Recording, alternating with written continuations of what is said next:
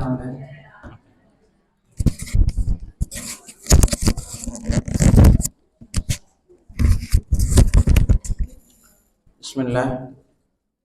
Assalamualaikum warahmatullahi wabarakatuh. Alhamdulillah hamdan katsiran tayyiban mubarakan fihi kama yuhibbu rabbuna wa yarda. Asyhadu an la ilaha illallah wahdahu la syarika lah wa asyhadu anna Muhammadan abduhu wa rasuluhu la nabiyya ba'dah. Allahumma salli wa sallim ala nabiyyina Muhammad sallallahu alaihi wasallam. Alhamdulillah, Allah Subhanahu wa taala senantiasa memberikan kita nikmat kesehatan, memanjangkan usia kita sampai kita berada di bulan Syawal, dan semoga Allah Subhanahu wa taala memanjangkan usia kita sampai di bulan Dzulqa'dah, Dzulhijjah dan Al-Muharram, sehingga kita bisa lebih maksimalisasi ibadah di 3 bulan Al-Haram ini. Jadi ingat jemaah sekalian, nanti kita akan masuk di Dzulqa'dah, Dzulhijjah dan Al-Muharram. Ini 3 bulan ini adalah bulan-bulan terbaik beramal saleh. Semoga nanti secara khusus Anda bisa singgungkan tema 15 waktu terbaik beramal saleh. Jadi kenapa perlu diingat selalu bahwa di antara komponen penting dilipat gandakan pahala sebuah kebaikan adalah kapan kita melakukan kebaikan itu. Ini perlu jamaah untuk selalu ingat ya. Itu kenapa?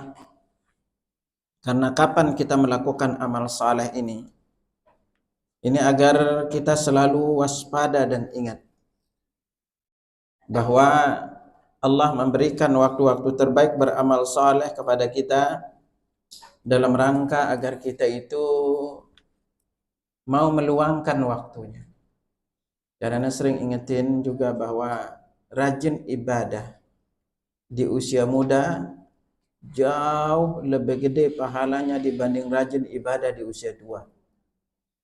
Kalau tua rajin ibadah mah biasa karena mau ya. Makanya pada rajin ibadah kan gitu ya. Nah kalau udah usia muda rada-rada berat beramal saleh, ibu perhatiin aja anak ibu itu disuruh sholat berat, sulit, apalagi disuruh taklim lebih berat lagi gitu ya. Ini juga agar kita ngelihat fenomena kita ya. Kalau anak-anak kita rada-rada sulit beramal soleh, jangan-jangan kita juga dulu waktu muda nggak jauh beda gitu. Kata orang kan buah itu nggak jauh dari tapi tidak semua gitu ya. Nah, ada yang anaknya orang tuanya soleh, anaknya durhaka. Contohnya siapa? Nabi Nuh, bahkan istrinya. Ada yang orang tuanya durhaka, anaknya soleh. Banyak contoh enggak? Banyak. Yang paling ibu selalu ingat surat Al-Lahab, Abu Lahab. Ya. Abu Lahab, ibu sekalian, ingat baik-baik. Dia itu memiliki 5 anak. Kalau enggak salah itu 3 wanita apa 2 wanita? 3 wanita atau 2 laki-laki? Semuanya masuk Islam. Itu anak-anak itu. Semuanya masuk Islam. Dan sering baca surat Al-Lahab gitu kan. Baca. Iya, ya kan gimana? Itulah di dalam Islam ya. Dan yang agar ibu selalu ingat namanya hidayah.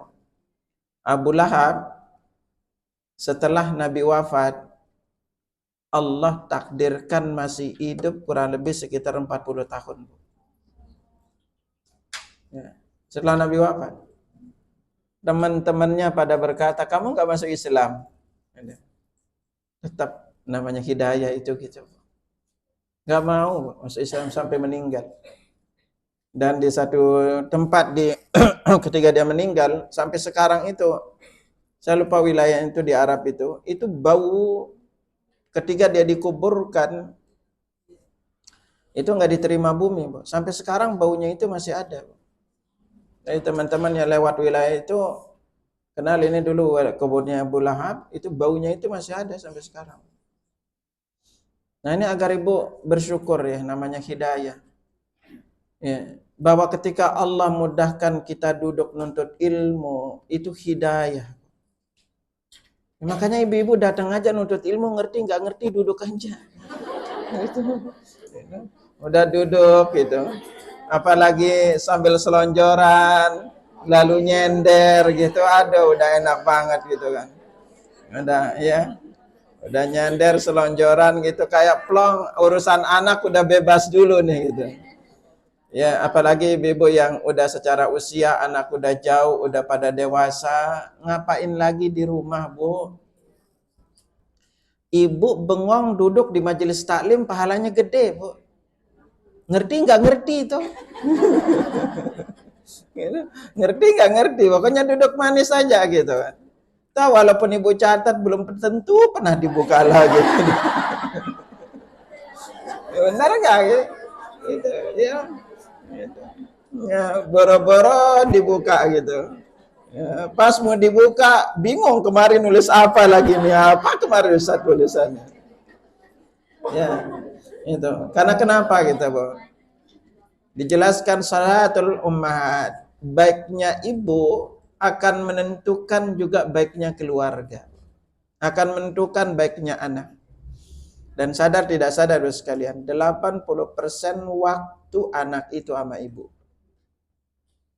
Dan yang perlu ibu ingat, dari sisi gen, sampai anak itu dewasa meninggal dunia, gen ibu itu nggak lepas dari dirinya. Dan yang perlu ibu ingat, kita ingat baik-baik adalah anak itu 80% lebih dekat ke ibu dibanding ke bapak. Iya. 80% itu lebih dekat ke ibu dibanding ke bapak. Ibu walaupun anak laki-laki, ya. Lihat aja kalau ada apa-apa ke ibu. Bapak itu belum tentu, Bu. Ya, itu makanya bapak-bapak jangan songong sama ibu-ibu gitu kan. Ya, jasa ibu itu ini, Pak. Ya, makanya kalau anak meninggal orang tuanya, kalau dia bersama ibu akan jauh lebih tertata, lebih terawat. Benar. Kalau sama bapak, belum tentu. Kalau bapaknya nggak dingkah lagi. Iya benar. Itu yang menyebabkan laki-laki itu, Anda sering ingetin pada bapak-bapak, jangan songong sama wanita, jangan sombong sama istri. Laki-laki itu tanpa istri cepat mati, Bu. Serius, Bu. Laki-laki itu tanpa istri cepat mati, Bu. Masak nggak bisa. Ya, nyuci nggak belum tentu, gitu kan. Ngurus keluarga itu nggak bisa, Bu. Benar itu. Makanya saya anjurin bapak-bapak kalau istrinya meninggal dunia mending nikah lagi. Serius, Bu. Cepat mati dia. Kenapa, Bu? Biar ada yang ngurus. Iya, ada yang masakin gitu kan. Ada nyuciin. Itu kalau enggak, makanya kemarin bilang kan, ibu-ibu kalau suaminya meninggal dunia, rata-rata terjadi dua hal, Bu. Apa itu? Maka usianya akan lebih panjang dan awet muda, Bu. Benar. Serius, Bu. Ya. Kenapa Ustaz bisa gitu? Iya, bebas dari beban suami. Iya. Benar apa enggak?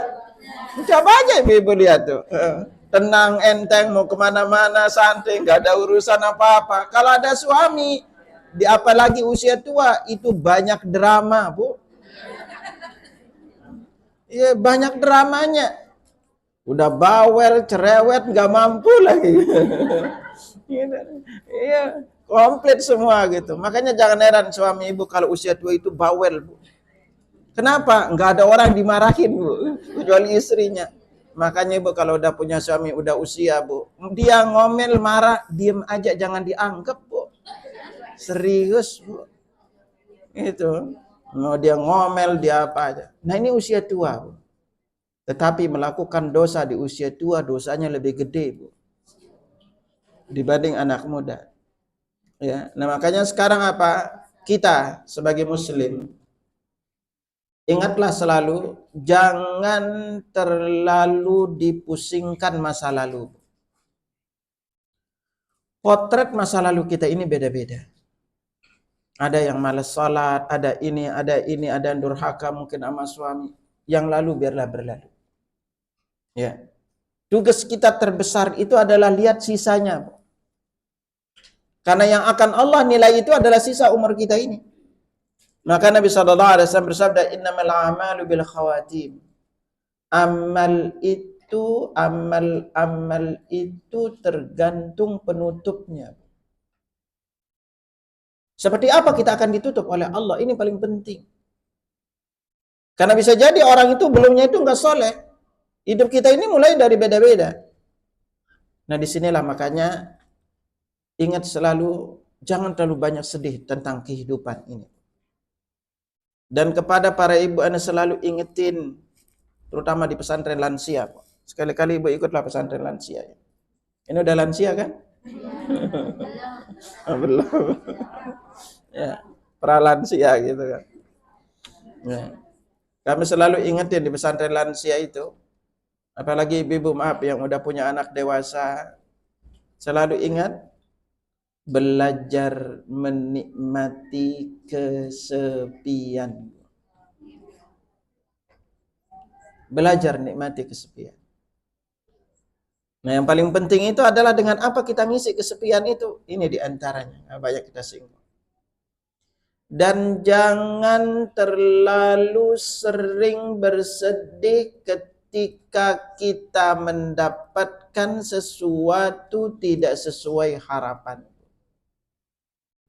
Ibu berdoa agar anak ibu soleh, solehah. Tahu-tahu belum Allah takdirkan, sabar. Ibu berdoa pengen itu dicintai suami, setiap hari dikasih kata-kata gombal, pret. Boro-boro, Bu. Ya, jangan sedih. Padahal sekarang nikmatin apa yang Allah takdirkan untuk kita. Ya. Karena inilah takdir hidup kita. Ya. Ibu berharap dulu suami kaya, punya jabatan, bisa jadi Allah tidak takdirkan dia memiliki kekayaan dan jabatan untuk menjaga kita, Bu.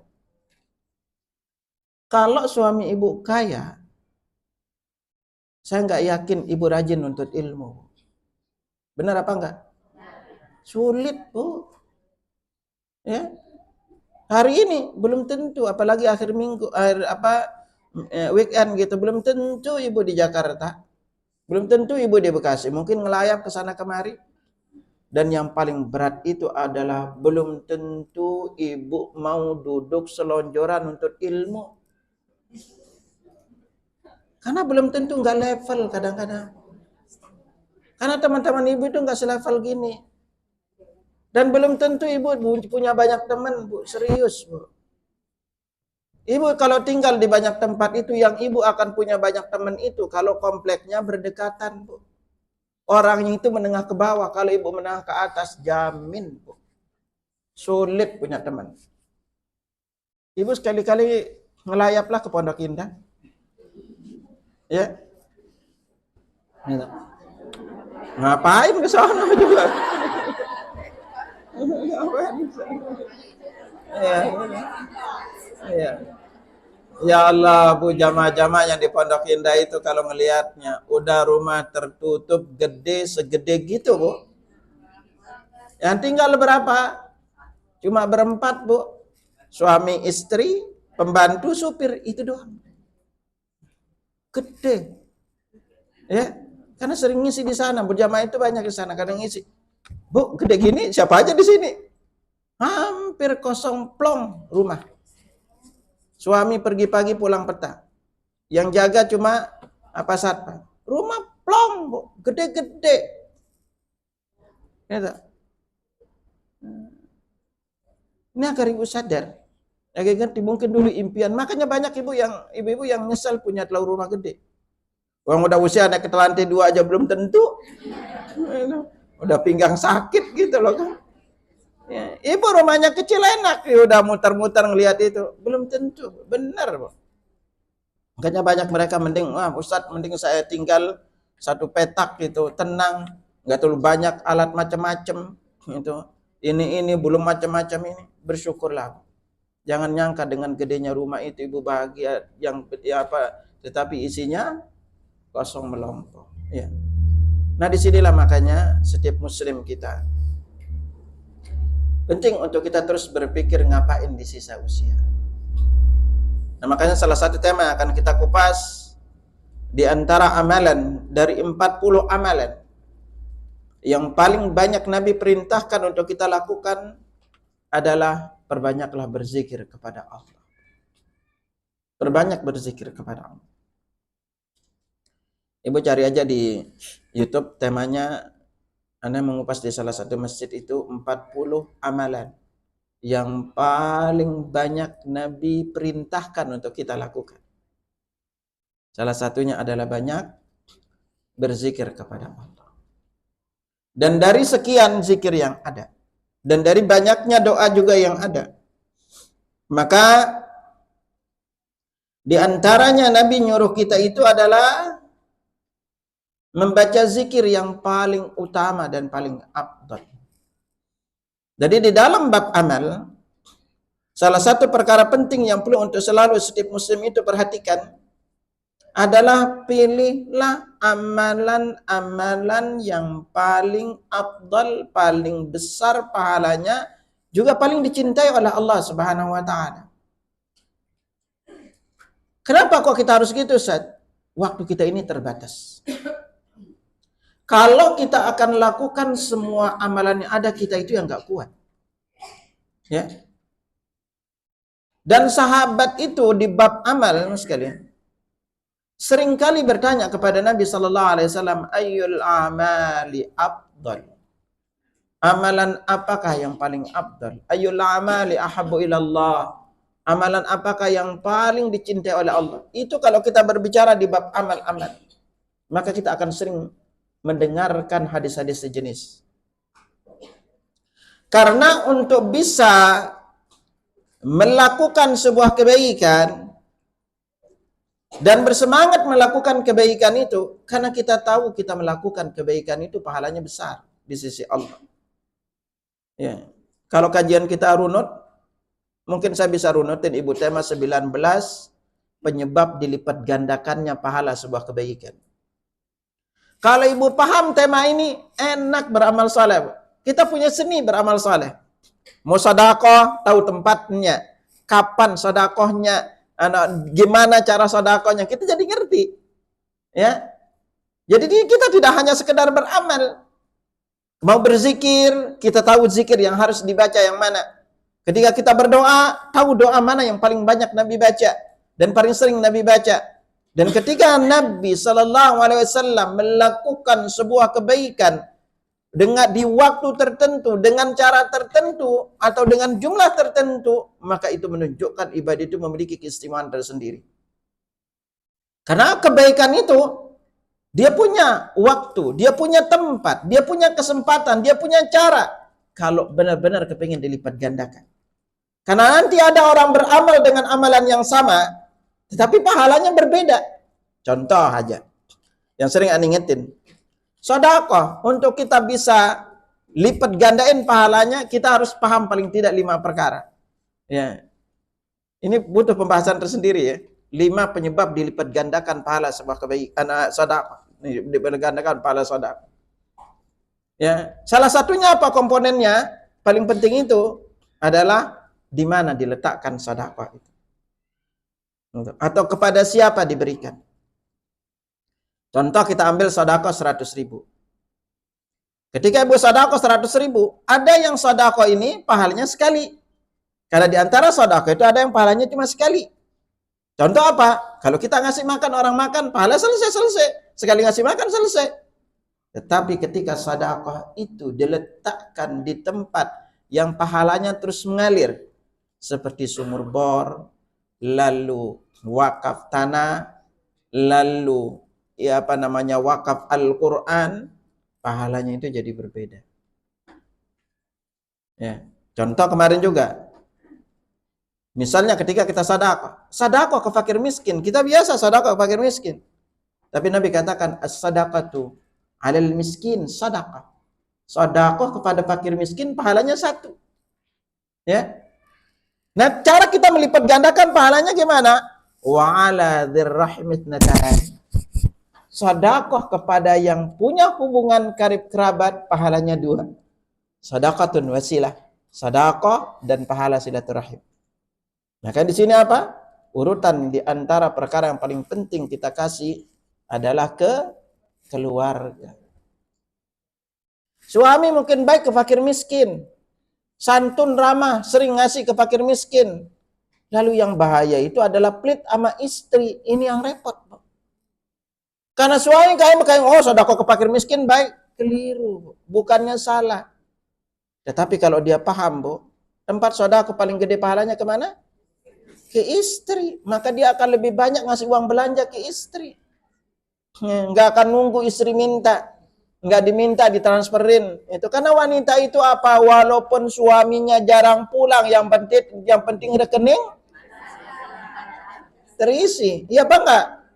Wih. Itu. Kan gampang itu. Nah, disinilah makanya menempatkan amal itu penting. Ya. Agar kenapa? Agar kita bisa maksimalisasi pahalanya. Yang paling contoh aja misalnya tempat juga punya kebaikan. Salat sunnah bagi laki-laki di masjid pahalanya 1. Di rumah pahalanya 25. Makanya anjurin suami ibu itu salat sunnah di rumah. Sampai-sampai 4 mazhab sepakat salat sunnah di rumah lebih besar pahalanya dibanding salat sunnah di Masjidil Haram maupun Masjid Nabawi. 4 mazhab sepakat. Ini kalau kita ngerti. Kalau ibu kan kalau pada umrah semangat sholat di mana? Ya di masjid. Jarang pada mau sholat di hotel. Sholat sunnah. Ya. Walaupun Ustaz kan pahalanya di Masjidil Haram 100.000. Benar 100.000. Tetapi Nabi bilang apa? Lebih utama di rumah. Nah, agar kita bisa ngerti. Di dalam hal masalah apa namanya? Nah, kita sholat. Contoh, sholat lagi, ibu sholat. Berbeda jelas pahala orang yang sholat di awal waktu dengan di tengah waktu dan apalagi akhir waktu. Padahal sama-sama sholat. Sama-sama sholat. Sama dengan ibu nuntut ilmu. Ibu nuntut ilmu hari Jumat, pahalanya beda, Bu, dengan hari-hari lain. Karena lebih gede pahalanya. Kalau nuntut, kenapa? Karena terkait dengan waktu. Karena Nabi sallallahu alaihi wasallam bersabda, khairu yaumin tala'at fi syamsu yaumul jum'ah. Sebaik-baik hari terbitnya matahari adalah hari Jumat. Maka Nabi sabdakan innal jum'ata sayyidul ayyam. Hari Jumat itu penghulunya hari. Ya nih. Nah, ilmu ini kalau ibu ngerti dari usia muda, lebih rajin ibu ibadah di usia muda. Karena kenapa? Serajin-rajinnya, Bu. Kita rajin ibadah di usia tua memang berbeda pahalanya. Ketika usia muda. Karena kalau di usia muda, kenapa Ustaz? Usia muda itu tantangannya banyak. Belum pengen punya cita-cita. Yang lainnya, belum yang wanita. Makanya kenapa? Ibu berjilbab syar'i dari muda, lebih gede pahalanya dibanding udah usia. Itu kenapa usia pakai jilbab?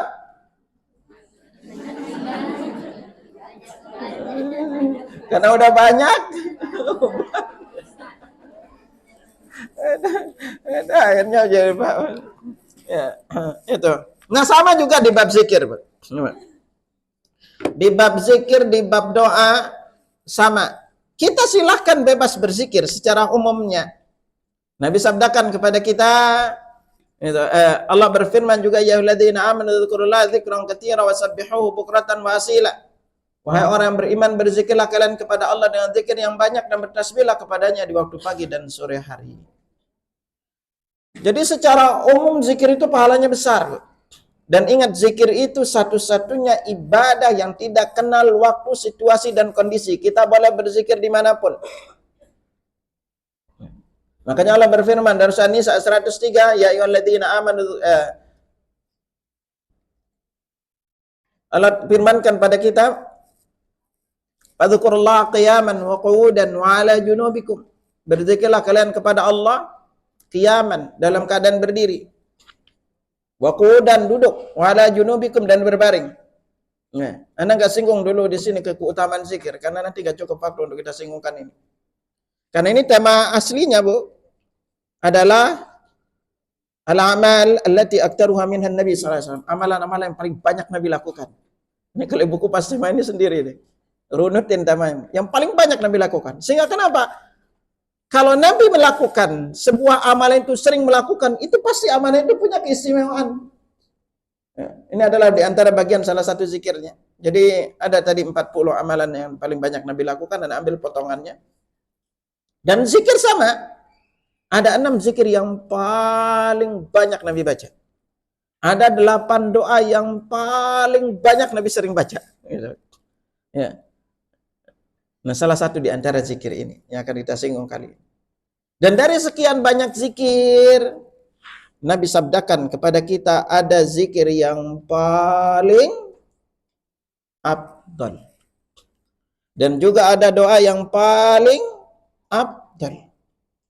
Nah, dengan kita memilih amalan seperti ini akan menjadikan kita sebagai seorang muslim bisa lebih banyak untuk membaca dan sekaligus untuk lebih banyak mengamalkannya. Nah, dalam hal ini kita akan berpegang kepada sebuah hadis yang menjadi penekanan untuk kita lakukan amalan ini. Yang Nabi sallallahu alaihi wasallam bersabda, Abdul dzikri la ilaha illallah. Zikir yang paling afdal adalah membaca la ilaha illallah. Wa afdalud du'a alhamdulillah.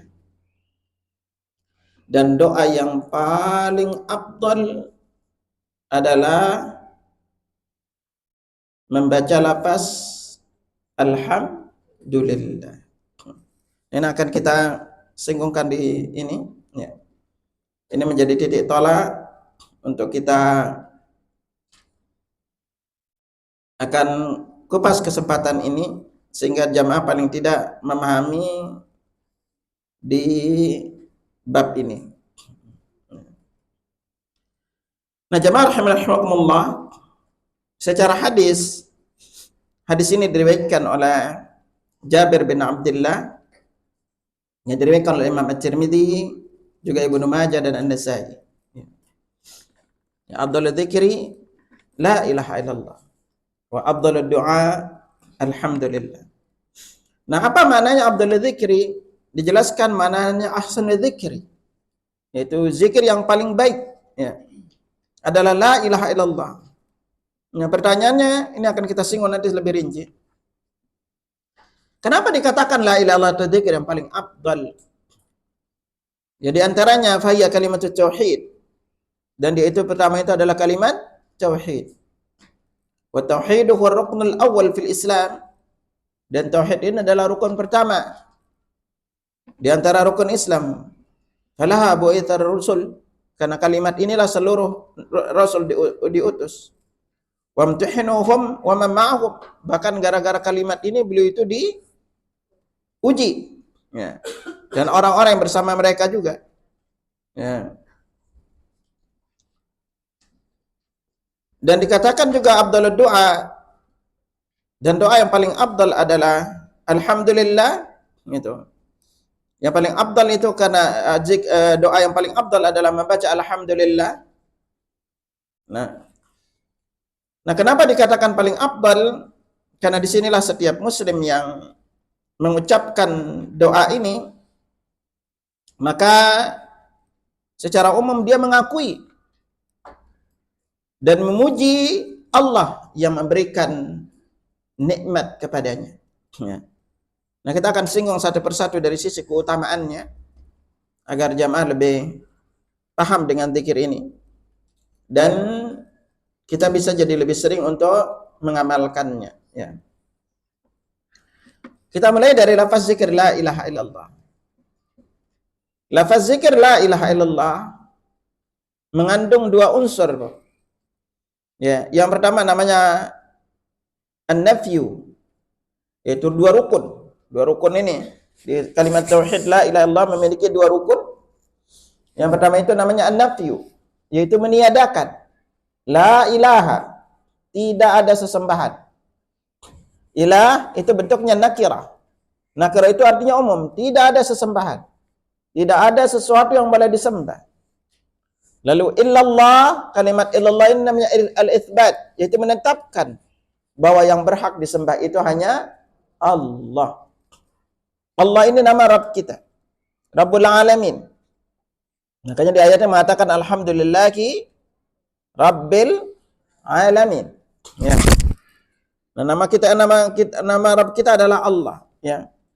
Dan secara makna yang lebih tepat maknanya adalah bukan tidak ada Tuhan kecuali Allah. Yang lebih tepat maknanya adalah la ma'buda bihaqqin illallah. Tidak ada sesembahan yang berhak diibadahi dengan benar selain Allah. Dan kalimat ini sekalian bukan hanya sekedar diucapkan. Kalimat ini punya konsekuensi yang harus diyakini dan diamalkan oleh setiap muslim. Karena inilah konsekuensi inilah yang menyebabkan dakwah para nabi itu ditentang oleh orang-orang oleh kaumnya. Jadi andai hanya seseorang itu disuruh mengucapkan la ilaha illallah doang, dan hanya itu doang, konsekuensinya hanya ngucapin doang, gampang mereka akan ngucapinnya. Ya. Tapi kenapa mereka begitu sulit hanya mengucapkan kalimat ini? Karena orang Arab ketika mengucapkan kalimat ini, dia paham, ngerti konsekuensi kalimat ini. Ya. Makanya mereka itu nggak mau untuk ngucapinnya. Berat untuk ngucapinnya. Apa yang berat bagi Abu Lahab hanya sekedar ngucapin la ilaha illallah? Apa yang berat bagi Abu Thalib, Bu? Di titik sakaratul mautnya untuk ngucap lafaz la ilaha illallah. Padahal dia hanya ngucap aja. Karena mereka itu paham banget konsekuensinya. Makanya kenapa di rukun Islam pertama adalah dua kalimat syahadat. Anda ringkaskan aja agar ibu ngerti, terus kita cukup waktu untuk ngupas sisanya. Asyhadu an la ilaha illallah wa asyhadu anna Muhammadar Rasulullah. Dua kalimat syahadat ini, syahadat pertama itu disebut dengan nama syahadatul Rasul, syahadatul tauhid. Yang kedua namanya adalah Muhammad Rasulullah, namanya syahadatul Rasul. Pertama kita bertauhid kepada Allah dan menyaksikan, bersaksi bahwa Muhammad adalah Rasulullah.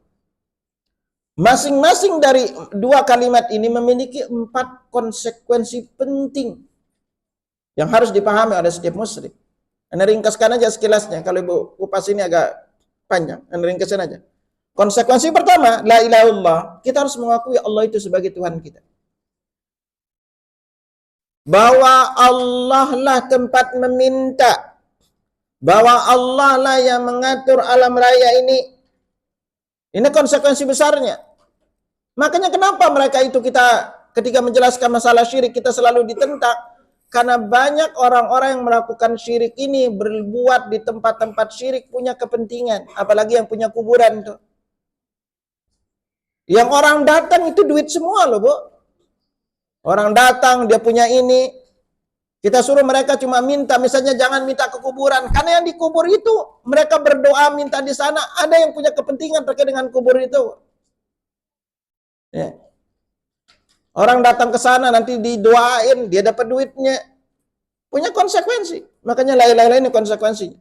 Muhammad Rasulullah, kita harus mengakui Muhammad sebagai Rasulullah. Terakhir, gak boleh punya keyakinan ada Rasul setelah beliau sallallahu alaihi wasallam. Ya. Lalu yang kedua, la ilaha illallah konsekuensinya kita harus terima Al-Quran yang Allah turunkan.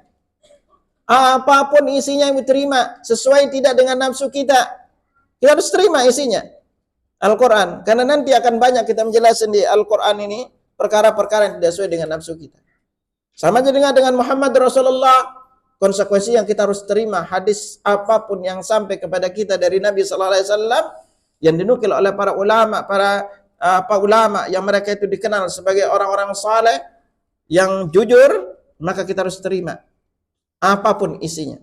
Ini kalau udah kupas bab ini akan banyak konsekuensinya. Terutama dari sisi aturan-aturan yang Allah tetapkan. Lalu la ilaha illallah konsekuensinya apapun bentuk ibadah harus diniatkan karena Allah. Apapun. Ini konsekuensi ketiga. Gak boleh kita ada niat lain ketika ibadah. Makanya kalau ibu memberikan orang sesuatu, ciri ibu ikhlas atau tidak itu ketahuan. Coba aja ibu kalau ada orang datang, Bu, minta sedekah. Ibu kasih. Tahu-tahu orangnya kabur, Bu, pergi. Ibu bilang apa? Woi. Orangnya pergi aja tuh. Ibu suka bilang apa itu? Ya, kabur. Enggak tahu terima kasih. Besok orangnya nongol lagi minta. Ibu kasih enggak?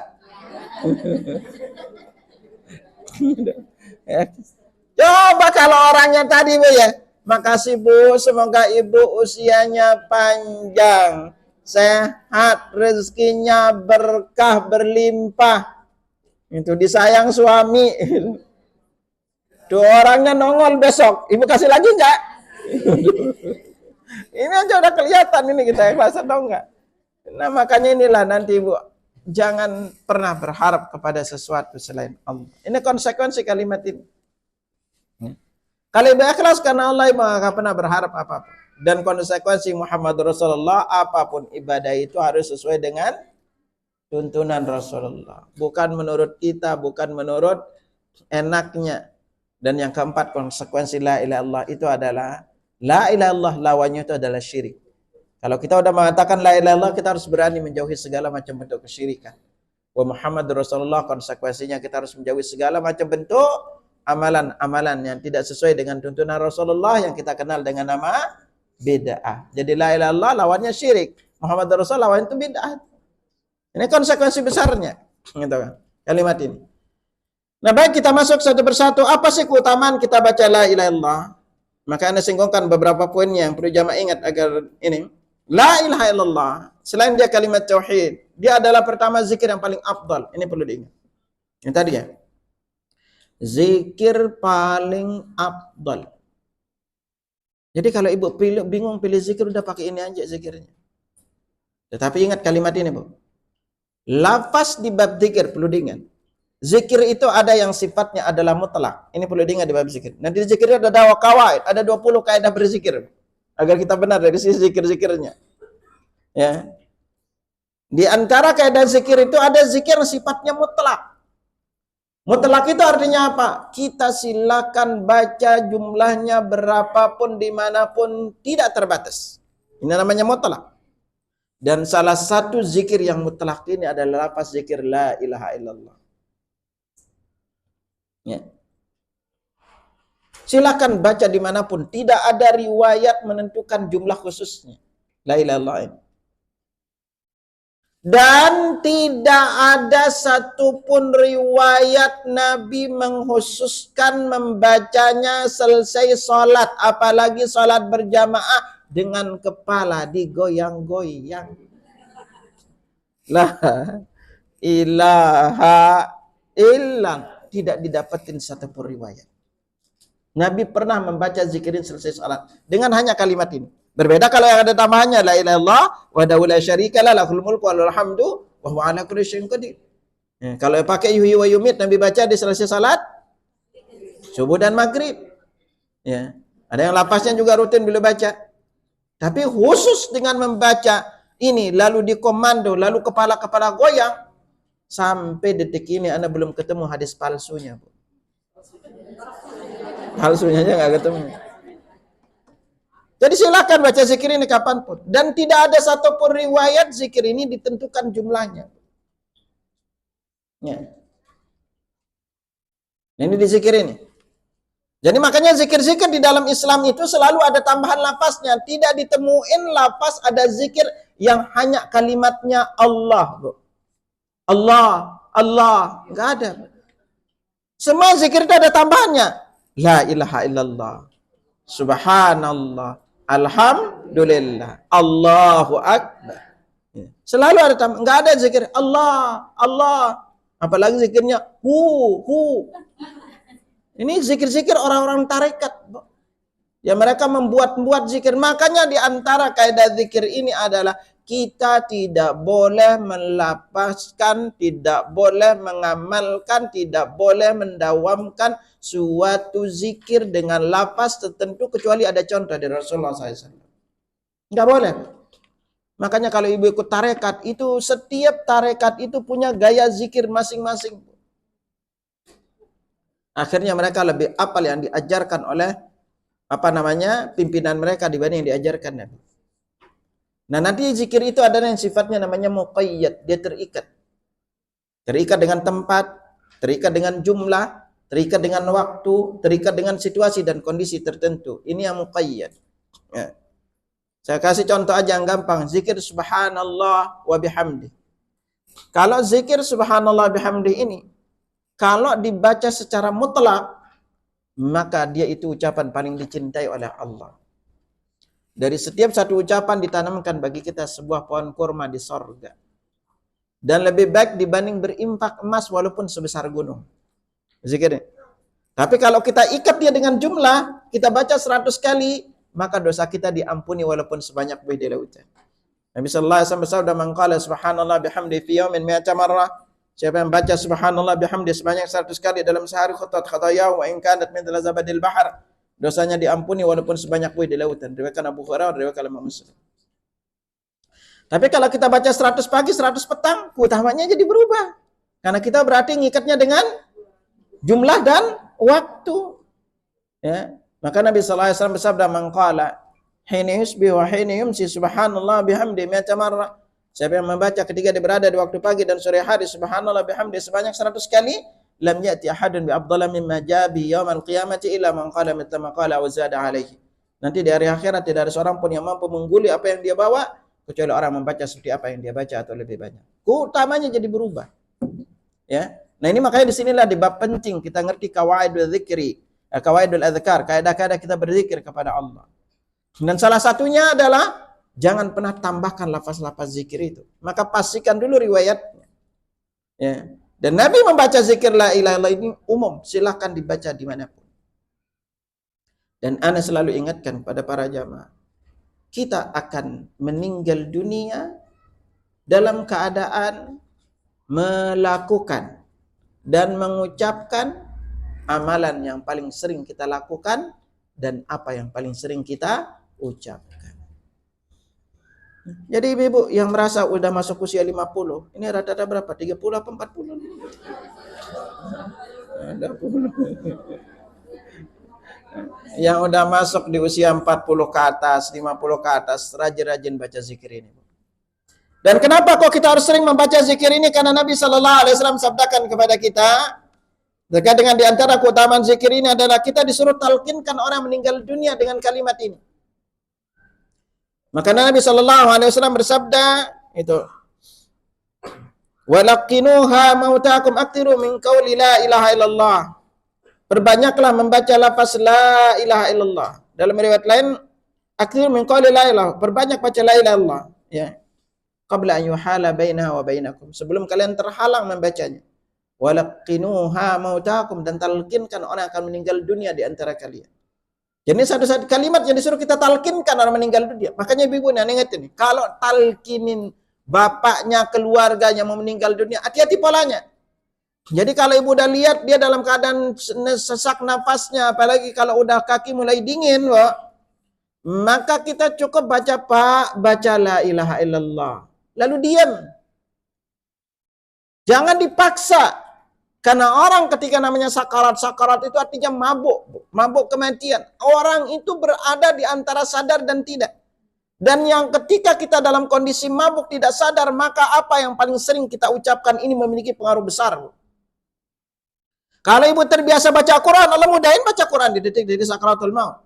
Tapi kalau ibu biasa dangdutan, Bu, bisa-bisa nyanyi, Bu, ketika dangdutan.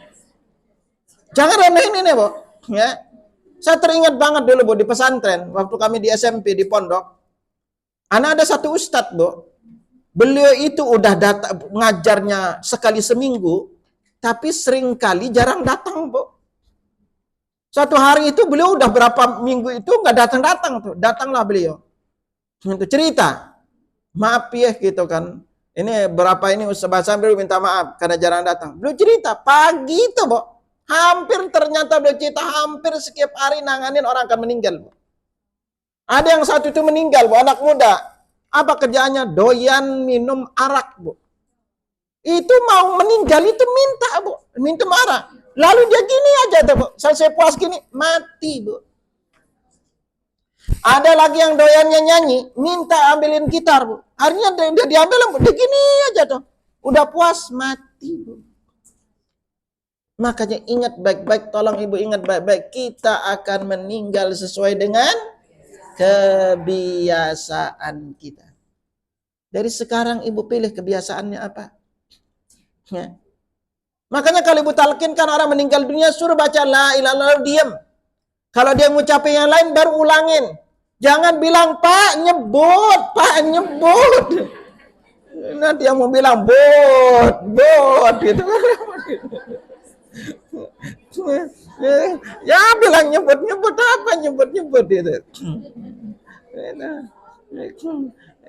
Ya, suruh bilang la ilaha illallah. Karena kalau orangnya itu terbiasa ngucapin, gampang ngucapinnya. Sama kayak Ibu yang terbiasa baca Quran.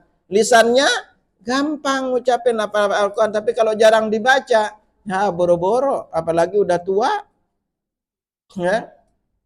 Nah ini, makanya selalu sekarang Ibu pilih kebiasaan. Di mana Ibu biasa? Ketemu teman biasa senyum, jangan manyun aja. Mukanya sendu aja. Senang duit. Gitu.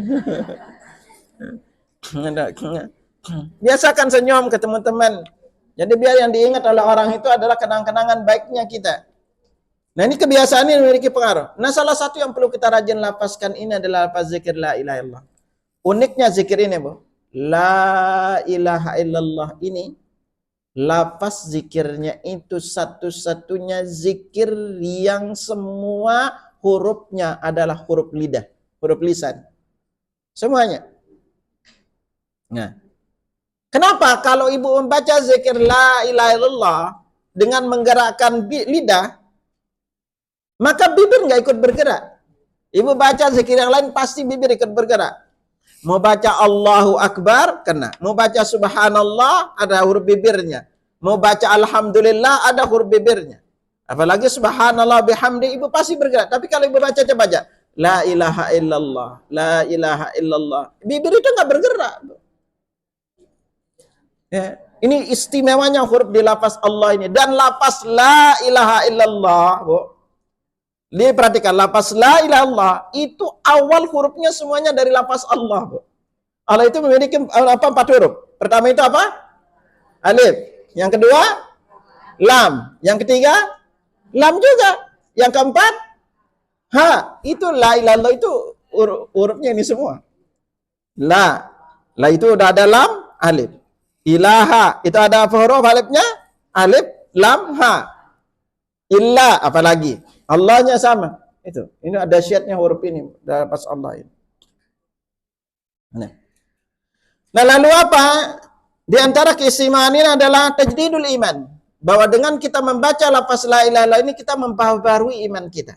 Makanya Nabi SAW bersabda dari Abu Hurairah, Nabi SAW qala jaddidu imanakum. Perbaharui iman kalian.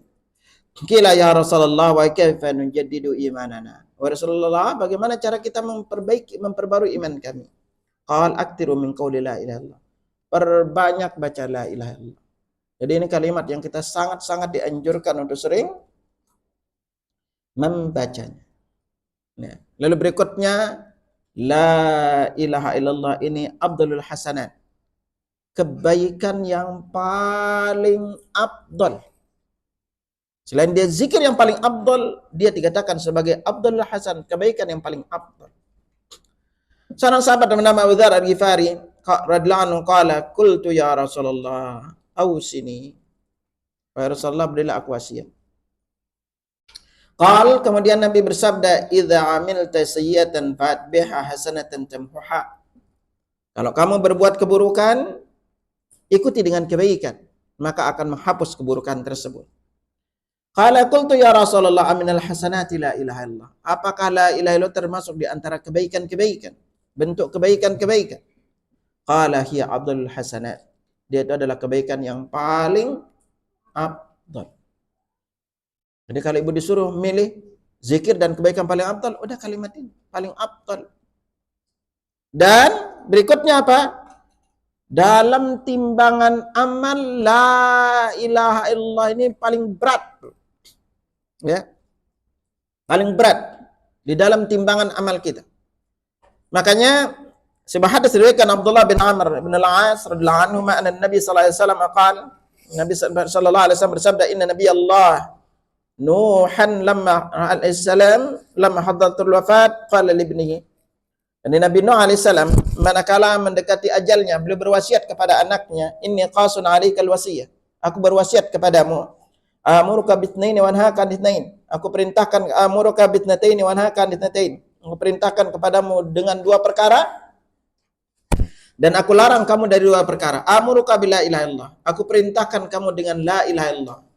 Fa innas samawati sab'a wal ardina sab'a. Sesungguhnya 7 lapis langit dan 7 lapis bumi.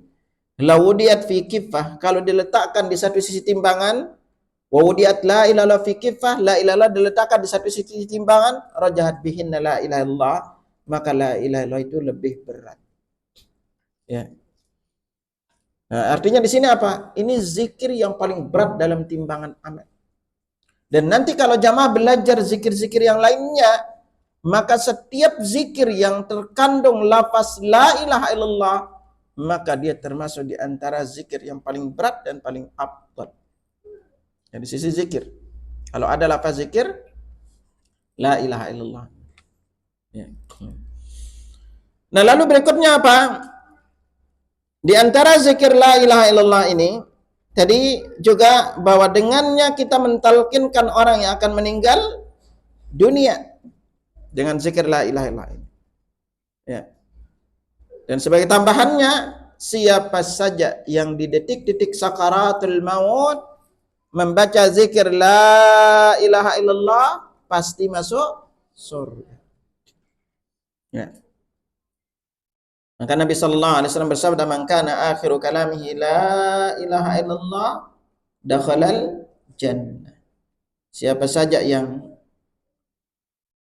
akhir ucapannya adalah la ilaha illallah pasti masuk surga. Dan di antara model tambahan zikir ini, jadi setiap zikir itu biasanya ada tambahan baik depan maupun belakangnya. Ya. Nah, kalau yang depannya gimana Ustaz? Nah, di antara zikir yang 4 ya. Ini biasanya kupas di 6 zikir yang paling banyak Nabi baca. Ya, kita kupas satu persatu zikirnya ini, ya rinciannya. Nah, kalau la ilaha illallah contoh yang ada tambahan seperti apa? Kalimat yang 4, Bu. Subhanallah, walhamdulillah, wala ilaha illallah, wallahu akbar. Ini yang sebelumnya. Nah, kalau yang setelahnya gimana Ustaz?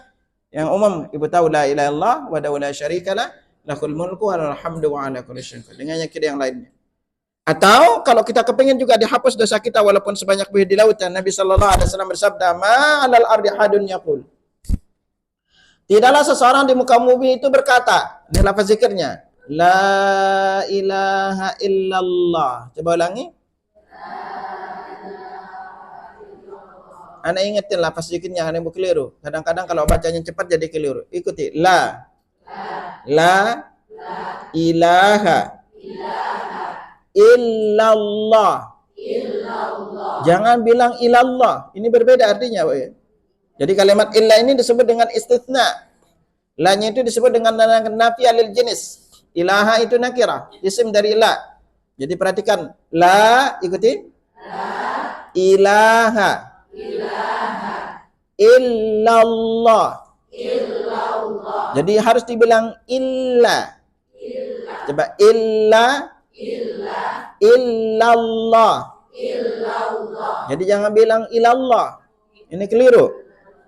Jadi la ilaha illallah. Ulangi. Nah, makanya kalau baca zikir itu jangan cuma nyerocos doang. La ilaha illallah, la ilaha illallah, la ilaha illallah, la ilaha illallah, la ilaha illallah. Jadi keliru bacaannya. Ya. Pelan aja, la ilaha illallah, la ilaha illallah. Ini kita baca. Nah, kita lihat contohnya Nabi katakan ma'alal ardi ahadun yaqul. Tidaklah seorang di muka bumi ini mengucapkan la ilaha illallah. Coba ikuti. Wallahu akbar. Wala haula wala quwwata illa billah. Jadi kalau kita baca la ilaha illallah wallahu akbar wala haula wala quwwata illa billah. Ini kalau kita baca zikir ini kata Nabi, illa kufirat anhu khatayahu walau kanat mithla zabadil bahar. Melainkan dosanya diampuni walaupun sebanyak buih di lautan. Riwayatkan oleh Imam Ahmad, Tirmidzi, dan Syaikh Al-Albani rahimahullah dalam Sahih Targhib wa Tarhib. Makanya tahun ini jamaah sekalian, bagi jamaah nanti yang kepingin ikut program tahsin, tahfiz, doa dan zikir, tahun ini kita itu membuka program itu. Kemarin kita di pesantren Ransya itu reunian, lalu kita buka program ini. Jadi kita ini programnya online. Bagi jamaah yang kepingin ikut di program ini, kepingin kita punya beberapa kelas ya. Satu itu kelas doa dan zikir. Di sini kita ada 3 kelas. Pertama itu adalah kita perbaiki bacaan salatnya. Lalu nanti ada zikir pagi petangnya. Lalu kita juga perbaiki zikir sehari-hari yang dia baca. Ini kita kepingin tuh. Nanti ada program juga tadabbur bacaan dan gerakan salat. Kita juga nanti jamaah bisa ikut kajian online-nya ya setiap Sabtu pagi. Ini kita lagi persiapkan ini mulai dari Mei. Itu kita ada khusus fikih, zikir dan doa. Belum lagi nanti ada fikih doa, ayat-ayat doa di dalam Al-Qur'an. Ya kita kupas tuh ayat-ayat doanya. Dan bahkan kita ngadain program daurah. Nanti jamaah bisa ikut program daurahnya sehari penuh. Dari jam 8 sampai jam 5 sore online itu kita kupas agar doa terkabul. Ya, online semua. Jadi ibu bisa ini. Kalau ibu kepengen lebih serius mungkin punya hajat. Ustaz saya pengen anak saya cepat nikah. Atau yang pengen umrah setiap tahun gratis bintang 5. Gitu. Ya, atau yang punya utang gak lunas-lunas. Itu kita ada program bimbingan selama 1 tahun. Jadi kita pantau ibu apapun hajat ibu. Ya, Allah polanya itu bisa kabulkan hajat kita. Nah, Ustaz saya kepingin umrah setiap tahun gratis. Kita ajarkan polanya gimana agar Allah takdirkan lewat kekuatan doa kita kepada Allah, Allah berikan kita jalan untuk bisa umrah gratis. Ya. Nah masih banyak keutamaan yang lainnya, Bu. Ini sebagai sekilas aja, Anda singgungkan keutamaan ini. Yang penting ibu udah tahu zikir yang paling afdal. Nah sekarang kita masuk di doa yang paling afdal, yaitu lafaz Alhamdulillah. Alhamdulillah jemaah sekalian. Kalau dari sisi ilmu balaghah, alhamdu alif lamnya itu disebut dengan alif lam al-istighraq. Maknanya apa? Artinya segala macam bentuk pujian. Alhamdu hamdun hamida yahmadu, baru dikatakan pujian. Alhamdu baru dikatakan kalimatnya dalam bahasa Arab. Alhamdu itu kalau disertai cinta, pujian yang disertai dengan cinta. Itu ya. Itu namanya alhamdu. Kalau pujian itu tidak disertai cinta dalam bahasa Arab, pakainya kalimat ats-tsana'u. Jadi makanya ada orang kita cintai, kita puji, tapi belum tentu kita cintai. Ya, iya cantik tapi mulutnya gitu. Nah, ini kan kita puji dia kan. Nah, tetapi kalau Allah itu alhamdu ini harus pujiannya itu disertai dengan rasa cinta. Ya, alhamdu. Lalu lillah, lamnya itu disebut dengan lam litahqiq wa litahsis, yaitu yang berhak dan khusus. Makanya kalau diterjemahkan secara maknanya, alhamdulillah maknanya segala macam bentuk pujian yang paling berhak menerima dan khusus hanya untuk Allah. Kenapa Allah berhak menerima dan khusus untuknya? Ayat berikutnya, Rabbul Alamin. Karena dialah yang mengatur, memelihara, menciptakan alam raya. Nah, maka dari sini kita belajar sebagai seorang muslim, kalau kita tahu bahwa yang berhak dipuji, Yang berhak disanjung itu hanya Allah. Maka kita jangan pernah berharap untuk dipuji dan disanjung oleh orang lain. Karena kita tahu kenapa kok kita dipuji? Karena Allah nutup aib kita, Bu. Cantik, tidur, ngiler, ngorok. Ya. Karena kita ini semuanya punya kekurangan, punya aib. Yang tidak punya aib itu adalah, di antara yang sempurna itu adalah Allah Subhanahu wa taala. Ya. Nah, lalu apa? Alhamdulillah ini memiliki banyak keutamaan juga. Dan nanti di bab zikir alhamdulillah ini dia ada sambungan kalimatnya. Selain dia pertama, Anda singgung beberapa poinnya. Zikir yang paling doa yang paling afdal. Ya. Yang kedua, lapas zikir ini yang pendek kalimatnya alhamdulillah ini. Ini mungkin zikir yang jarang sekali baca dengan lafaz alhamdulillah. La ilaha illallah kita sering baca. Tapi lapasannya zikir alhamdulillah jarang kita baca. Di antara keutamaan yang paling agung zikir ini juga lafaz alhamdulillah, kata Nabi, walhamdulillah tamla'ul mizan. Bacaan alhamdulillah memenuhi timbangan amal. Kalau la ilaha illallah dikatakan paling berat dalam timbangan amal, tetapi alhamdulillah memenuhi timbangan amal kita. Gimana gedenya timbangan amal? Kalau kita belajar di bab mizan, di antara salah satu peristiwa yang akan kita lewati namanya al-mizan, yaitu akan ditimbang amal-amal kita. Ini nanti Ibu belajar juga di mana amalan-amalan paling berat di dalam timbangan amal. Ngomong sering beberapa tempat yang kupasnya. 4 zikir yang paling berat dalam timbangan amal. Salah satunya ini alhamdulillah ini. Berapa besarnya timbangan amal? Kata Nabi, udaul mizan yaumil qiyamah. Timbangan amal itu kelak diletakkan pada hari kiamat. Laudiyat fihinna samawati wal ardu lawasat. Kalau 7 lapis langit dan bumi diletakkan di timbangan itu masih sangat luas. 7 lapis langit dan bumi. Masih luas. Itu timbangannya. Dan kita ingat baik-baik bahwa seberapa cepat kita akan masuk surga tergantung dari beratnya timbangan amal.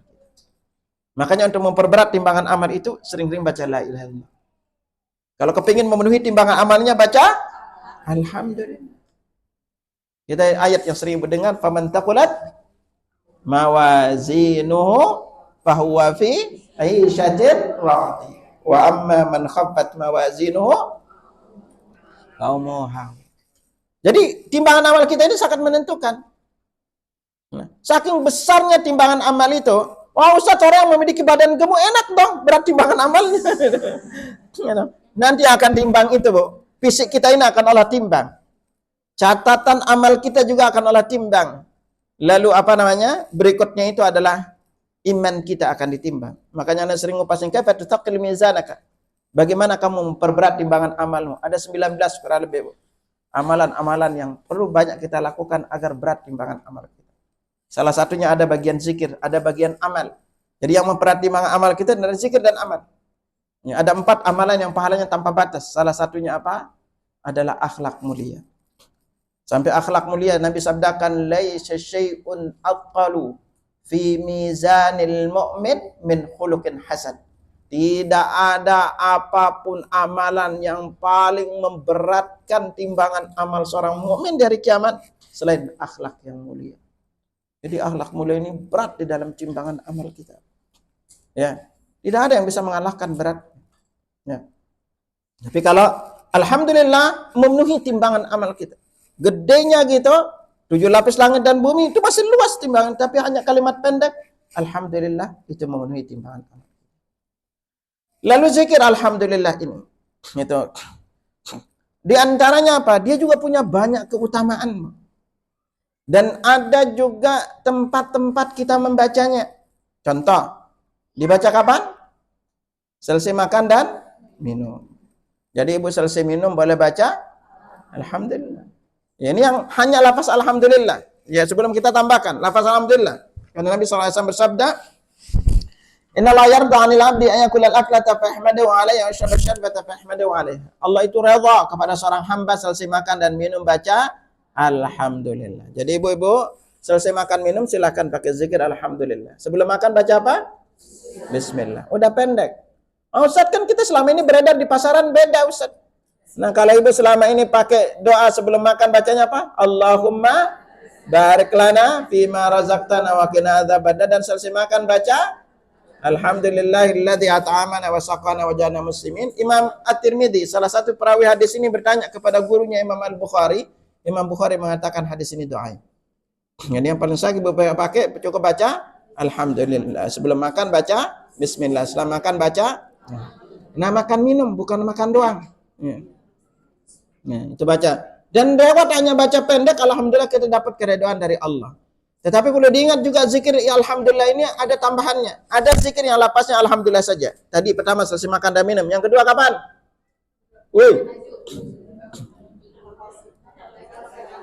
Pakai baju.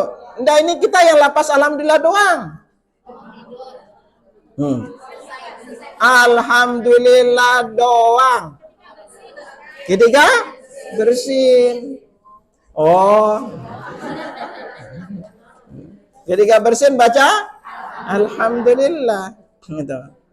Ya. Nah, nanti ada zikir yang tambahan dari lafaz alhamdulillah. Nah, ibu selesai makan, kalau baca doa ini, bersyukurlah yang doyan makan. Semakin ibu sering makan, lebih banyak dosanya diampuni. Ya, sering makan ya. Nabi sabdakan pada kita, man akala ta'aman, siapa yang selesai makan baca doa ini, apa bunyinya? Alhamdulillahilladzi at'amani hadza wa razaqanihi min ghairi haulin minni wala quwwah. Kalau baca doa ini selesai makan, kata Nabi, ghufira lahu ma taqaddama min dzambi, dosa-dosa yang dulu Allah ampuni. Ya, Ustaz berarti sering makan enak dong. Ya udah. Ya, ibu sering aja makan ya. Bukan banyak makan, sering makan. Sedikit-sedikit gitu. Lalu kapan kita baca zikir ini lagi? Selesai memakai pakaian. Ya. Selesai memakai pakaian, Nabi lanjutkan, man tabitha thawban, siapa yang setelah memakai pakaian dia membaca alhamdulillahilladzi kasani hadza thawba wa razaqani min ghairi haulin minni wala quwwah. Kalau kita baca doa ini, kata Nabi, ghufirlahu ma taqaddama min dzambi, dosa-dosa yang dulu juga diampuni. Nah, nanti zikir ini kapan lagi dibaca? Ana punya kitab khusus, kalimat alhamdu fil Quran wa sunnah. Itu untuk waktu membaca zikir alhamdulillah itu kurang lebih ada 20-an tempat. Ketika ibu i'tidal, ibu baca sami Allahu liman hamidah rabbana lakal hamdu atau rabbana walakal hamd. Kita juga selesai salat baca subhanallah walhamdulillah Allahu akbar. Ibu bisa variasiin dengan zikir-zikir. Ini di antara beberapa tempat kita baca. Bahkan kita kalau anak meninggal dunia, bacanya juga alhamdulillah, Bu. Bisa enggak anak ibu meninggal dunia, hilangnya alhamdulillah? Bisanya apa? Nangis kamu doa. Tapi itulah Nabi sallallahu alaihi wasallam bersabda, kalau ibu kuat baca zikir ini, Nabi sabdakan pada kita, Nabi bersabda, gitu. Idza mata waladul abdi, kalau anak seorang hamba itu meninggal dunia, qala Allah azza wa jalla li malaikati, Allah berfirman kepada malaikatnya, qabattum walada abdi, kalian mencabut nyawa anak hambaku, fayaquluna na'am, mereka menjawab benar. Lalu Allah bertanya lagi, qabattum samrata fuadi, kalian mencabut buah hati anak hambaku, fayaquluna na'am, malaikat berkata benar. Madza qala abdi, lalu apa yang hambaku ucapkan? Apa jawab malaikat? Hamidaka wastarja, dia memujimu kemudian baca istirja. Berarti bacanya apa? Alhamdulillah, inna lillahi wa inna. Dia muji dulu baru baca itu. Apa kata Allah? Ubnu li abdi baitan fil jannah wasmu baitul hamdi. Bangunkan untuk hambaku sebuah rumah di sorga, namain rumah itu dengan Baitul Hamdi. Baitul Hamdi itu artinya rumah pujian. Dan kalau kita terlihat orang yang tertimpa musibah, Bu, makanya kalau kita melihat, maaf ibu, ketemu dengan orang yang tertimpa musibah, Allah takdirkan dia buntung, pincang, buta atau lainnya, lalu ibu baca doa ini, maka Allah akan hindarkan dari musibah sejenis selama dia masih hidup, dimanapun dan kapanpun dia berada. Karena Nabi sallallahu alaihi wasallam bersabda, man faji'ahu sahibu bala, siapa saja yang tiba-tiba bertemu dengan orang yang tertimpa musibah, kemudian dia membaca doa, alhamdulillahilladzi afani mimma ibtalaka bihi wa faddalani ala katsirin mimman khalaqa tafdila. Kalau baca doa ini, Maka Nabi sabdakan, "Ufiya min dzalikal bala kaina man kana ma'asya." Allah selamatkan dari dia dari musibah sejenis kapanpun dimanapun dia berada selama dia masih hidup. Lalu kalau selesai salat membaca subhanallah berapa kali? 33. Alhamdulillah 33. Allah Akbar 33. Lalu tutup dengan lafaz zikir la ilaha illallah wahdahu la syarika la lahul mulku wa lahul hamdu wa huwa ala kulli syai'in qadir. Apa keutamaannya? Woi. Apa keutamaannya? Tuh, tiap hari baca aja nggak tahu keutamaannya. Apa keutamaannya? Dosanya diampuni walaupun sebanyak buih di lautan. Jadi ada kurang lebih 5 amalan yang kalau kita mau dosa kita dihapus walaupun sebanyak buih di lautan. Ada 5 amalan. Tadi yang singgungkan salah satunya lafaz zikir la ilaha illallah wallahu akbar wala haula wala quwwata illa billah. Lalu ini yang kedua. Tetapi kalau zikir ini digabungin tiga-tiganya, yang kita baca subhanallah walhamdulillah enggak pakai. Jadi subhanallah walhamdulillah wallahu akbar. Kalau lapas zikir ini subhanallah walhamdulillah wallahu akbar dibaca setiap kali selesai salat sebanyak 33 kali. Dengan cara digabung, harus digabung tiga-tiganya. Subhanallah walhamdulillah wallahu akbar. Kalau dibaca dengan pola ini, dibaca sebanyak 33 kali setiap kali selesai salat baik itu wajib maupun sunnah, maka pahalanya setara dengan haji, umrah, jihad, sedekah. Diriwayatkan Imam Al-Bukhari dan Muslim, bahkan hadis ini muttafaqun alaih. Tapi harus digabung, jangan dipisah ya. Jadi harus digabung subhanallah walhamdulillah wallahu akbar. Jadi dibaca sebanyak 33 kali setiap kali selesai salat wajib maupun sunnah. Wallahu alam bissawab. Ya. Ada yang tanyain? Silakan. Ya. Sebagai informasi ke ibu-ibu yang kemarin sempat nitip untuk sedekah Al-Qur'an ke Ustadz Syafiq di Jember, di SD Jember. Insyaallah kemarin alhamdulillah selama Ramadan kita udah dapat 1000. Tetapi kemarin itu salah satu jamaah nyelesain sumbangan 2000 Al-Qur'an. Ya, beliau nyumbang di bulan Ramadan itu di malam Lailatul Qadar, malam 27 beliau. Bisa saya transfer sekian dari 2000 pieces. Insyaallah ini kita lagi persiapin kirim bulan ini, lagi nunggu kabar Al-Qur'annya. Tetapi nanti kalau ibu-ibu yang mau nambah, itu ongkos kirim. Karena ongkos kirimnya itu kurang lebih sekitar 7 jutaan. Karena 3.000 pieces. Ya. 3.000 pieces itu, kita ongkos kirim kurang lebih 7 jutaan. 7 sampai 8 juta kurang lebih. Kalau ada nanti di antara ibu-ibu yang kepingin nambah untuk ongkos kirimnya, silahkan. Kita lagi ngumpulin juga untuk ongkos kirimnya. Karena kemarin kita baru dapat untuk sedekah Al-Qur'annya. Ya. Ada yang ditanyain? Silakan. Ini pertanyaannya Ustaz. Apakah boleh kita salat witir atau tahajud di tengah salat azan subuh? Lebih baik dilanjutkan atau dibatalkan? Kalau kita sedang witir lalu azan subuh, lanjutin. Ya. Dilanjutin aja. Ya. Waalaikumsalam. Bagusnya itu memang kalau kita witir itu kalau udah penghujung sunnahnya itu perbanyak istighfar ya. Kalau kita berada di penghujung, penting ibu pilih kalau witirnya itu 1 rakaat, itu silakan. Yang penting kita tutup dengan witir, dan yang lebih abdal kita lakukan itu di penghujungnya itu kita istighfar. Karena Ibnu Umar radhiyallahu anhu kalau udah berada di penghujung atau dekat subuh, maka beliau meninggalkan semuanya, tidak berdoa, hanya fokus membaca istighfar saja. Ya. Wallahu a'lam bishawab. Ada lagi yang ditanyain? Silakan. Waalaikumsalam.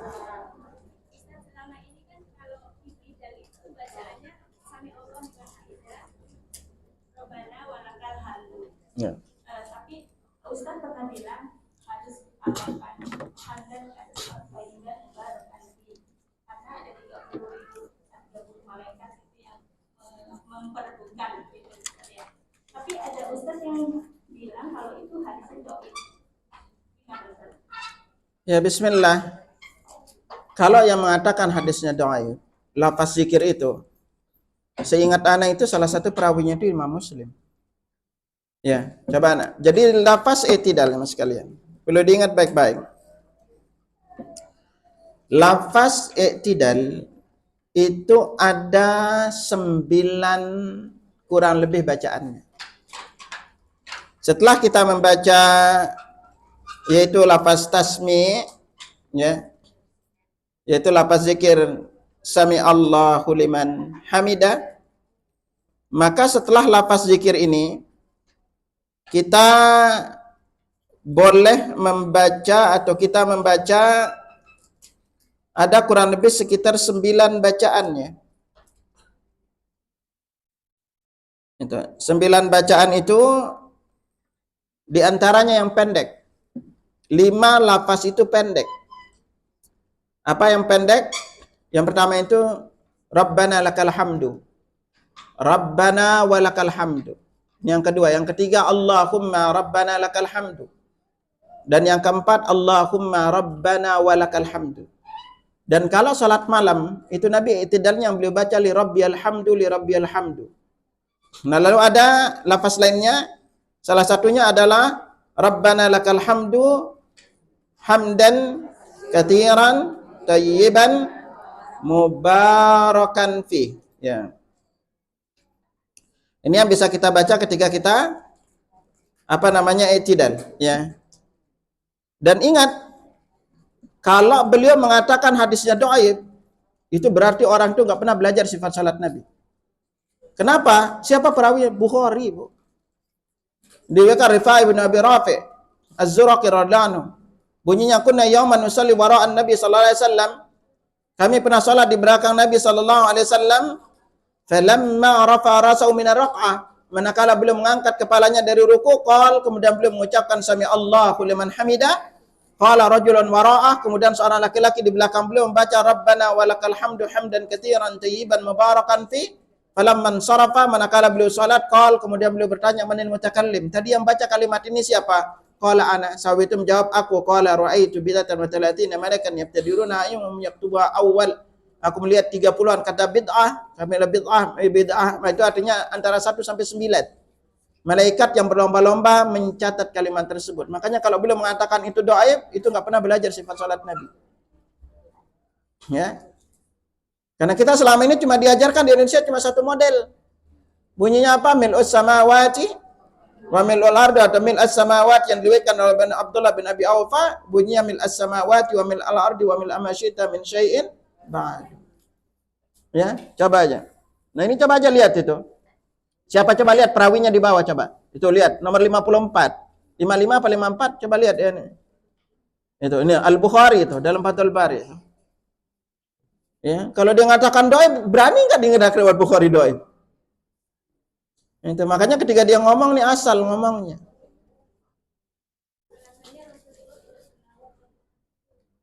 Itulah di antara orang yang tidak ngerti hadis. Ingat ya, kalau beliau itu pernah belajar hadis nggak akan ngucapin seperti ini. Karena kenapa? Hadis di dalam perkara kita bicara hadis. Apa itu definisi hadis? Ma udhifa ila Nabi sallallahu alaihi wasallam min qaulin aw fi'lin aw taqririn aw sifatin khalqiyatin aw khulqiyah. Yang disebut dengan hadis itu apa saja yang disandarkan kepada Nabi. 1, perkataan. 2, perbuatan. Nah, kalau perkataan Nabi adalah lama baik itu Nabi ajarkan. 2, perbuatan beliau. Kayak seperti yang ketiga ini yang dia tidak ngerti, itu takrir. Kalau ustadznya berkata bahwa karena alasannya Nabi tidak mengucapkannya, itu tanda beliau nggak pernah belajar hadis. Karena nanti banyak di antara doa-doa itu takrir. Kalau Allah kayak Rabbana doa yang selama ini Ibu sering baca, mungkin kita di Indonesia yang mengatakan Allah Akbaru kabira, itu juga bukan Nabi yang mengucapkannya. Allah Akbaru kabira walhamdulillah katsira wa subhanallahi buatan wasila. Ya. Jadi tidak semua Nabi itu dari doa itu beliau yang ucapkan. Kalau alasannya Nabi tidak mengucapkan, maaf. Yang ngucapin ini tanda dia nggak ngerti hadis. Nggak, tidak ada seorang ulama pun yang mengucapkan kayak gaya dia ini. Selama ini kan Nabi yang setujuin, bukan sahabat itu yang buat. Selama Nabi menyetujui sesuatu di masa hidup beliau, itu berarti bagian dari syariat Islam. Dan ini nanti banyak kalau belum menolak kalimat itu. Subhanallah. Berapa banyak ajaran Islam yang akan dia tolak, berapa banyak doa nanti yang akan dia tolak, itu kan. Ya, adzan, Bu. Perlu diingat, adzan. Azan itu salah seorang sahabat yang mimpi azan itu loh. Bukan Nabi yang ngajarin. Ya, dan yang mimpi itu siapa? Lalu disuruh ajarin kepada Bilal bin Rabah radhiyallahu anhu. Lalu itu azan. Bukan Nabi. Kalau dia mengatakan gara-gara Nabi gak pernah ngucapin lalu ini azan, subhanallah. Tidak ada satupun orang yang pernah belajar mustalah hadis mengatakan seperti ini. Gara-gara Nabi gak ngucapin lalu kita gak ngucapinnya. Coba bukan nanti Allah Akbar kabira. Allah Akbar kabira itu bukan Nabi yang ngucapinnya. Ya. Bukan Nabi yang mengucapkannya, tapi sahabat. Itulah disebut dengan nama takrir. Takrir itu apa? Persetujuan. Ketetapan Nabi. Kalau Nabi menetapkan, itu berarti bagian dari ajaran syariat Islam. Itu enggak ada orang berpendapat seperti itu sampai dia bilang karena Nabi enggak ngucapin. Itu tanda kita itu, makanya ketika dalam perkara agama ini jangan sampai menurut kita. Dengerin perkataan para ulama. Dan semua kita masuk di bab fikih, Bu. Bab salat. Itu contoh aja. Itu di bab doa duduk antar sujud, doa sujud, Imam Bukhari enggak ada doanya. Belum enggak masukin. Lalu kita nggak ambil nanti dari apa doa-doa antar sujud yang lain. Ini bahayanya kalau ngucapin ini takrir. Namanya takrir, persetujuan Nabi. Apakah Nabi menyetujui segala sesuatu? Enggak. Sahabat pernah motong sapi, motong kurbannya sebelum sholat. Nabi bilang apa? Itu bukan daging sembelihan. Ya, itu bukan daging kurban. Makanya yang dilakukan ayatnya bilangnya fasalli li rabbika wanhar. Sholat dulu baru nyembelih. Ya. Dan dalam perkara ini banyak namanya takrir, makanya disebut dengan ucapan Nabi, perbuatan Nabi, lalu baru persetujuan Nabi, ketetapan Nabi, namanya takrir. Nabi yang nunjuk. Kalau dia udah Nabi nunjuk, lalu kita berkata bukan bagian ajaran Islam, subhanallah. Ya. Ya, sama juga terkait dengan hadis anak jariah yang mengatakan apa? Ditanya, "Aina Allah?" Di mana Allah? Lalu jawabnya apa? Fisama, di langit. Itu ucapan siapa tuh? Bukan ucapan Nabi kan? Dia bilang fisama itu. Tapi ucapan yang ditanya itu sama dengan ini. Itu namanya takrir, hadisnya takrir, ya. Wallahu a'lam bishawab.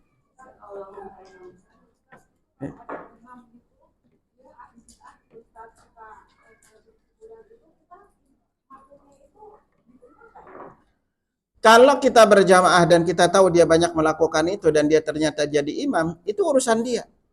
Tugas kita itu hanya berjamaah. Ya, adapun penyimpangan apapun yang dia lakukan, maka itu dia yang tanggung. Apalagi kalau dari sisi bacaan misalnya dia lebih berhak. Ya. Kita tetap aja. Maka di sini jamaah sekalian yang selalu ingetin, jangan pernah bosan untuk bertanya dan belajar, terutama terkait dengan bab amal. Terutama karena anak secara umum ini berbarangan banyak mengkaji di bab doa, Bu. Ya, karena secara spesifik yang anak banyak ajarin itu, kalau di Jakarta yang paling banyak kena ajarin apa? Bab sholat, bab sholat dengan bab doa. Gitu. Karena kita udah lama mengkaji di bab ini, bab doa dengan bab sholat ini, terutama agar jamaah ngerti, hampir pengalaman anak yang mempelajari di bab doa dan mengkaji lapas-lapas doa, hampir rata-rata doa yang beredar di masyarakat kita ini itu doa sama palsu. Rata-rata. Justru yang sahihnya yang kita tidak banyak diajarin. Rata-rata. Itu uniknya. Gitu. Ya, dan ini kalau ibu sudah belajar masuk di bab doa ini, masya Allah, banyak. Apalagi zikir selesai salat, Bu. Zikir selesai salat yang banyak dibaca di masyarakat kita di berbagai masjid, itu 80% lebih itu bukan contoh Nabi. 80% lebih. Bukan dicontohkan. Ya. Karena agama ini kan kita bisa tahu semua bacaan-bacaan apanya. Ya. Apalagi zikir selesai salatnya. Nah, agar pentingnya di sini kita mau belajar dan memastikan apa yang kita pelajari itu adalah ada contoh dari Rasulullah SAW. Baik, karena cukup dulu sampai sini. Subhanakallahumma wa bihamdika asyhadu an la ilaha illa anta Astaghfiruka wa atubu ilaik. Assalamualaikum warahmatullahi wabarakatuh.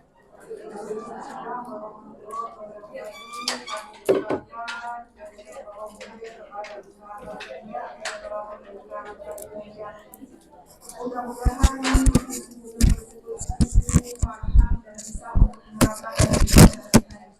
Ibu kami akan mengadakan